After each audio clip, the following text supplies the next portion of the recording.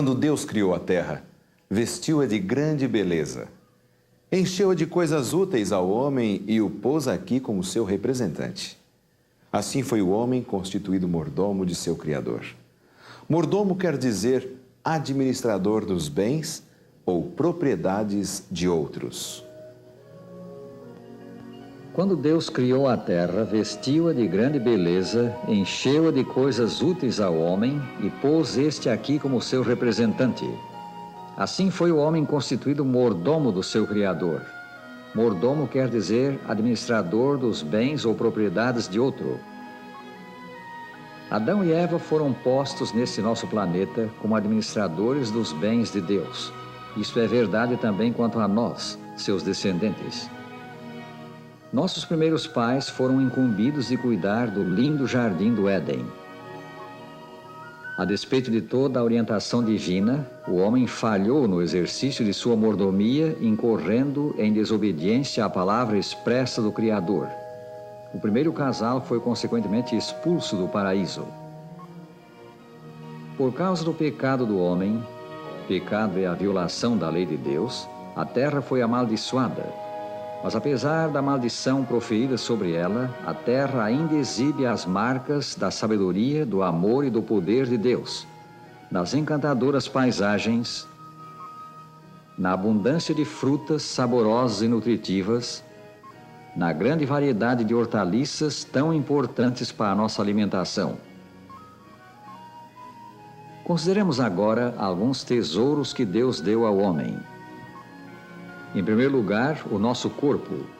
Que tesouro valioso ele é! As leis que governam o nosso organismo físico, Deus as escreveu sobre cada nervo, músculo ou fibra do corpo. Cada violação descuidada ou negligente dessas leis constitui pecado contra o nosso Criador. E a Escritura diz que fomos feitos à imagem de Deus. Lemos: criou Deus, pois, o homem à sua imagem, a imagem de Deus o criou, homem e mulher os criou. Gênesis 1, 27. Isto é uma distinção muito grande conferida a nós homens. Pertencemos a Deus por criação e por redenção. Porque o homem pecou e se perdeu, o Senhor Jesus Cristo o remiu. Somos, pois, propriedade adquirida por Cristo. O preço pago não foi ouro nem prata, mas o precioso sangue de nosso Redentor. Vejam, Deus é um Deus de abnegação.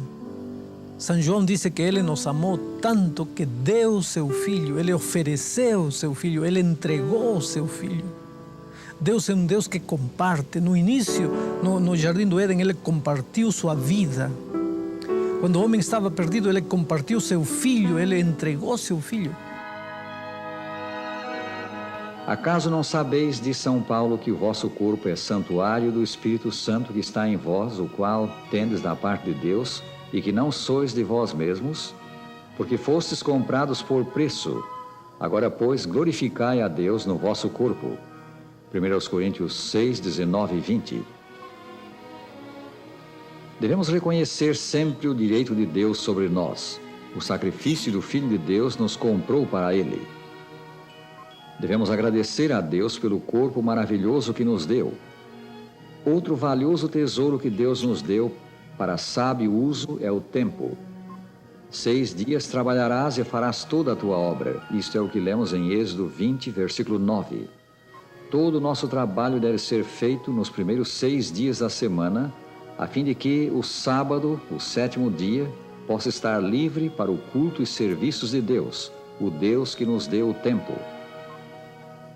A guarda do sábado é um sinal de lealdade ao verdadeiro Deus, aquele que fez o céu e a terra e o mar e as fontes das águas. No sábado devemos comparecer à presença de Deus na sua casa, a igreja, para adorar o Criador.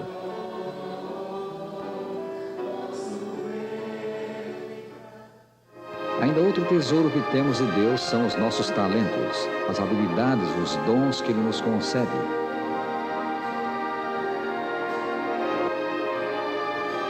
Os talentos, os dons devem ser desenvolvidos. Os bens materiais, as posses, o dinheiro, são dons de Deus e devem ser usados para a sua glória. Deus estabeleceu o sistema de dízimos e ofertas para, por meio deles, mostrarmos nossa gratidão ao Criador por tudo o que nos dá.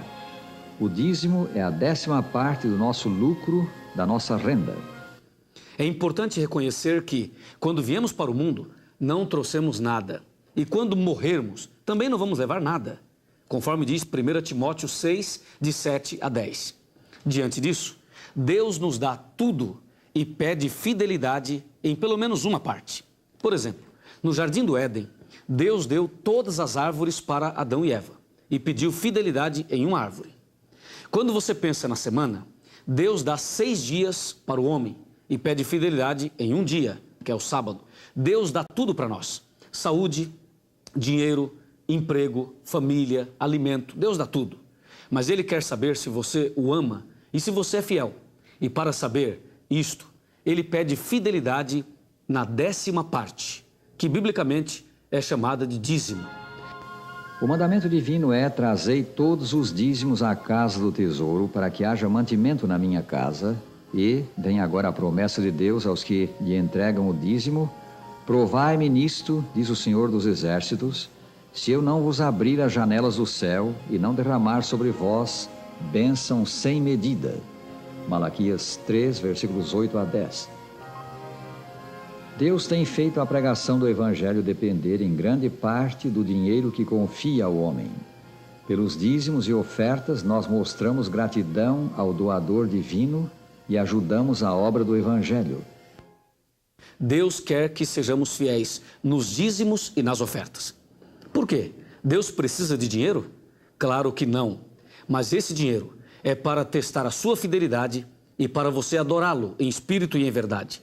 E com certeza, devolvendo o dízimo, estamos exercitando a nossa fé e demonstrando o nosso amor para com Deus e reconhecendo que tudo que somos e tudo que temos pertence a Deus.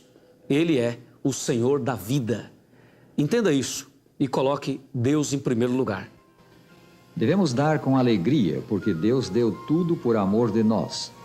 Porque Deus, diz a Escritura, amou ao mundo de tal maneira que deu o seu Filho unigênito, para que todo o que nele crê não pereça, mas tenha a vida eterna. São João 3,16. Nosso Pai Celestial concede dons e solicita parte deles de volta, a fim de provar se somos dignos de possuir a vida eterna. Se nos mostrarmos infiéis na administração dos valores perecíveis, como nos poderia Ele confiar os valores eternos? O plano divino de que demos o dízimo de nossa renda é belo em sua simplicidade e equidade. Oferece a todos a oportunidade de participar, pela entrega dos dízimos, da preciosa obra de salvação de almas para o reino dos céus. Pondo de parte o santo dízimo e mais as ofertas e entregando-os à igreja, nós contribuímos para a finalização da obra do Evangelho em todo o mundo. Em 1 São João 4,19 está escrito: nós o amamos, amamos a Deus, porque Ele nos amou primeiro. Amor com amor se paga. Devemos ser gratos a Deus pelas boas dádivas da sua providência. Deus, na verdade, não necessita do dízimo, Deus não necessita de dinheiro. Mas existe alguma coisa mais profundo atrás disso quando nós, por exemplo, devolvemos o dízimo. Para mim, por exemplo, algo que me ajuda a compreender bem isto imagina um filho que dedica uma parte do seu ganho aos seus pais, como um reconhecimento de tudo aquilo que ele é, tudo aquilo que ele conseguiu na vida, a educação, todas as coisas que ele conseguiu realizar na vida, ele deve aos seus pais. O mesmo nós fazemos na Bíblia.